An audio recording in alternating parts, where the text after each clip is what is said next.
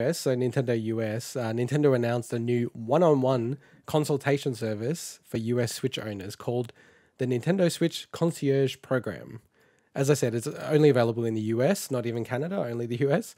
It's a one-on-one video call that you book with Nintendo, and the consultation topics include Nintendo Switch 101, games, getting started, games, what to play next, security and privacy, Nintendo account, and customization.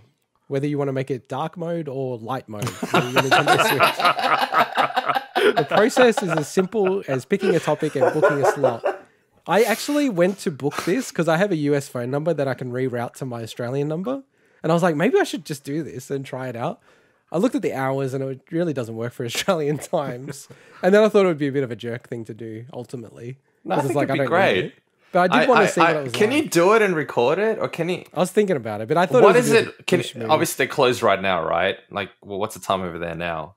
We should do it's it live nighttime, sometime if we it can. wouldn't be- it I wouldn't be think you available. probably would also have to agree to that you're not recording it as well. I imagine that's probably but part they're of recording me, so Yeah. Yeah. Well, plus, we live in Australia, so we're allowed to record conversations Oh, in yeah, the state. that's- In the state that we live in, not but the not state in my that state. you live in. Not in my state. So I would have to. Anyway, do it. let's move Yeah. on.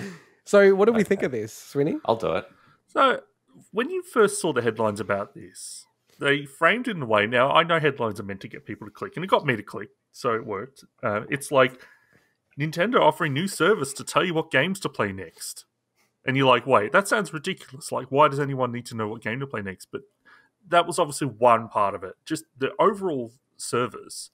I think if they stick with this and it ends up, they do it well, I reckon this is a huge thing for retailers over there. So just think anyone going into GameStop or Best Buy that's, a parent and they don't know anything about video games. The person when they go, okay, you can buy Nintendo Switch, and Nintendo have this fantastic service where you can book a consultation with them and they'll tell you how to set up all the protection on there, so you don't have your kids going and buying stuff in the store. I think it's actually really, really great, and I think retailers are going to love it. And just it does come back to it gives you that nostalgia about Nintendo Hotline as well. Yeah, that's what I thought as well. Yeah, which is cool. But the whole it's going to recommend games what to play next. I mean, they could automate that stuff. They could have that. You click on an app and it looks at your history and recommends. So I think it's the other parts that I think are more interesting about the Nintendo Switch one-on-one and setting up the parent mode or whatever they call it. So Am I the only? Yeah, go on, Mike. No, I was just going to quickly say, I kid you not, the image that I had in my head when you first mentioned this was I walk into a room, there's some slow music playing, there's an incense burning in the corner, there's candles littered around. I take my clothes off, I sit down on a comfortable bed. Reggie walks in and he says, "Hey big boy, you ready?"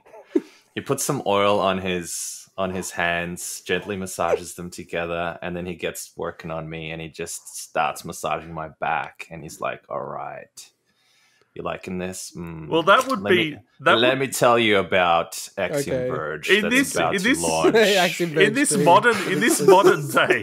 think you should play it next. That would be more likely to be a GameStop concierge service because Reggie is no longer with Nintendo. True. Yeah, but they hired him through the service because they know he gives the best massages. You could have just said Bowser came in. Ask his wife. The head of Nintendo America is Bowser. Okay, Bowser can do it. And I don't know what he looks like. Which is like an amazing... I know what Reggie looks like, and I feel like Reggie's the kind of guy that I would let him give me a massage.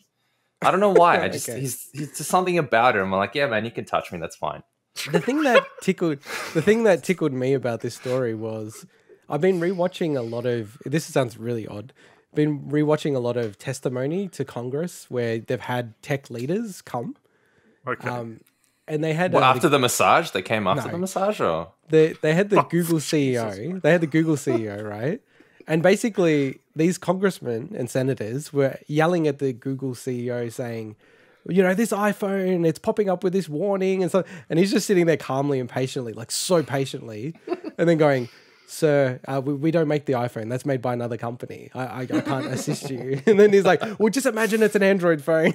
It's just like, what? And then the thing that made me laugh so hard when this story came out was, he's like, why can't you have it so that, I can call a number and chat to someone one-on-one to explain the internet and how this works? And I'm like, wow, Nintendo has actually done this, because the people were like, how memeable is that? As if you could ever have like a service where you could call and people can explain like how these things work. Now you like, can.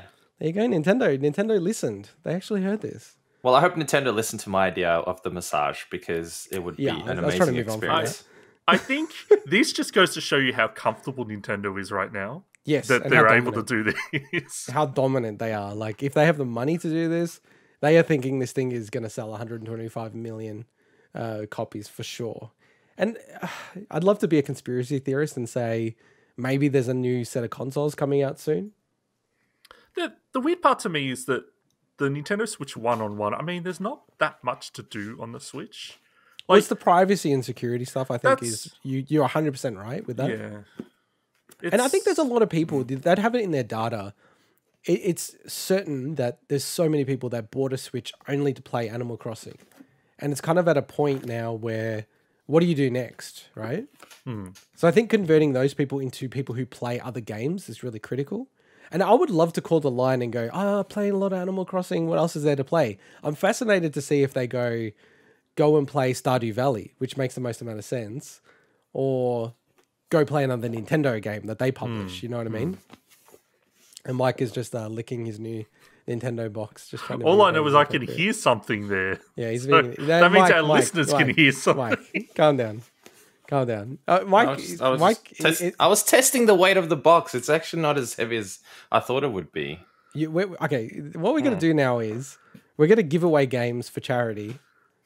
And you are going to start donating to it every time you transgress. Wait, I got one right here. We'll have an annual thing where it'd be 99% your contributions, but it could be Swinny and myself as well. All right, let's get on to the next story. So updates.